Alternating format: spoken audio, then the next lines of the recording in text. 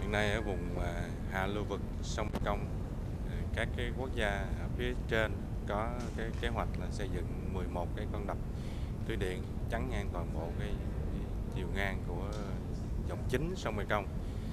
Thì theo cái báo cáo đánh giá môi trường chiến lược, nếu như tất cả các cái đập này được xây dựng thì nó sẽ ảnh hưởng rất là lớn đến toàn bộ lưu vực nói chung và đối với đồng bằng sông Cửu Long nói riêng. Hai cái mảng nó ảnh hưởng lớn nhất là phù sa và thủy sản, bởi vì khi mà có các cái con đập này chắn ngang đó là nó sẽ biến 55% cái chiều dài của cái vùng dòng sông, vùng hạ lưu vực thành một cái loạt hồ, mà ở đó là nước nó sẽ chảy chậm và như vậy thì phù sa sẽ bị lắng động. Mà phù sa đó thì nó có cái ý nghĩa là nó là cái nguồn dinh dưỡng tự nhiên đối với đồng bằng sông Cửu Long. Và có cái điều quan trọng là đồng bằng sông Cửu Long mà trước đây nó do cái quá trình kiến tạo đồng bằng, tức là quá trình bồi đắp phù sa mà nó tạo nên cái đồng bằng. Nếu như không có cái quá trình bồi đắp của mấy ngàn năm của sông Mekong thì đồng bằng nó cũng đã không tồn tại, và nó chỉ xuất hiện với cái hình dạng hiện nay cách đây khoảng chừng 3-4 ngàn năm. Ra nếu bây giờ là mất cái nguồn phù sa đó thì một là mất cái nguồn dinh dưỡng cho nông nghiệp và chi phí sản xuất nông nghiệp sẽ tăng lên. Hai nữa là cái quá trình kiến tạo đồng bằng nó sẽ dừng lại và có thể là quá trình ngược nó sẽ xảy ra, có nghĩa là sạt lở nó sẽ gia tăng, sạt lở bờ sông bờ biển sẽ gia tăng, và cái sự ổn định của dòng chảy của cái dòng sông nó sẽ di dời, nó sẽ dịch chuyển, nó không cố định ở một nơi nữa.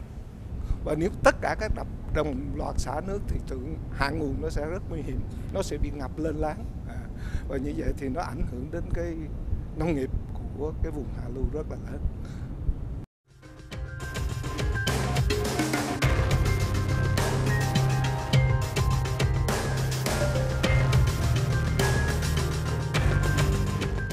Hiện nay đồng bằng sông Cửu Long chúng ta đang đối diện với ba cái nguy cơ, ba cái mối đe dọa lớn.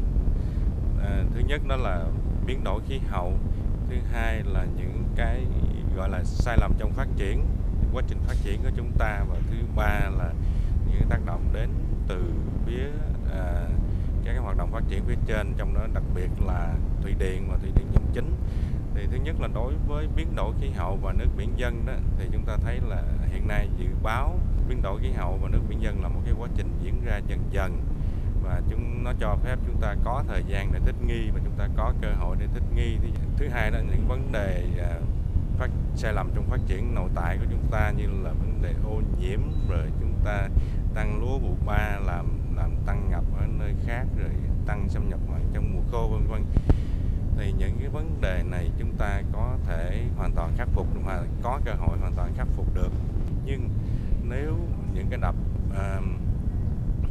thủy điện ở trên dòng chính sông Mekong mà được quyết định xây dựng thì nó sẽ là một cái lớp rủi ro nữa áp lên hai cái lớp kia, và những cái tác động đối với từ các cái đập thủy điện nó sẽ là vĩnh viễn và sẽ là vô cùng to lớn, và nó làm cho cái việc thích ứng đối với biến đổi khí hậu càng ngày càng khó khăn hơn.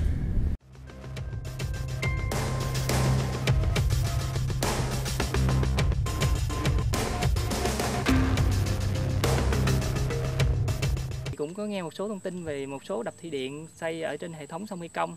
Chứ ở đây mình không biết được. Có nghe nói mà không biết là chỗ nào đó, thì chỉ nghe nói. Chị thì chị chưa nghe. Không nghe. Ở đây không nghe nói xây đập gì chứ.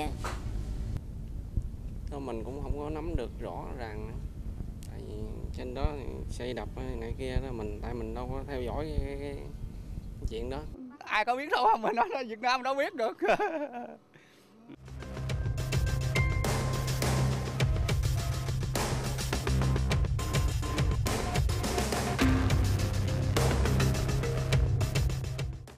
Chắc phải có chứ à. Nhiều khi là sợ bể đập đó. Nó mình không biết nữa. Ở bên đó sao á, chị nghĩ chắc không có ảnh hưởng đâu. Chắc có quá. Xây xong là nước mình thiếu đó, thiếu nước đó. Về nước nhỏ thì nó ảnh hưởng rất là nhiều đến cái khu bảo tồn. Thứ nhất là về một số thảm thực vật thì nó không có phát triển theo như tự nhiên như mọi khi.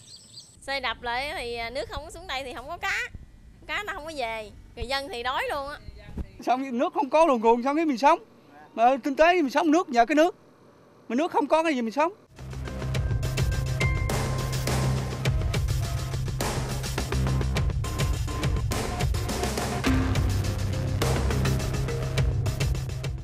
Cái đó chắc mình phản đối quá.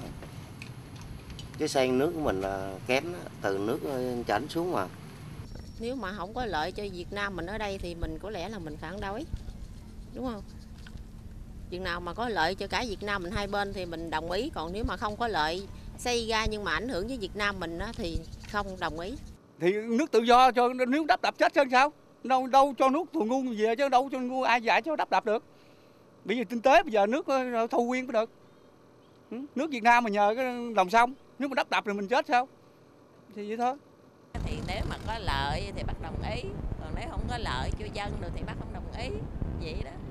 Để cho người dân, nhất là người nông dân mà biết được những tác động của đập thủy điện đó, thì tôi nghĩ là chúng ta phải cố gắng truyền thông rất là nhiều so với hiện nay. Và thậm chí là chúng ta phải có những cái đoàn chuyên môn đi đến từng cái địa phương, hoặc là có những cái buổi chiếu phim vân vân để mà biết được về cái tác hại của cái đập thủy điện trên sông Mekong đối với đời sống của họ, và họ cần phải làm cái gì để có thể ứng phó trong tương lai.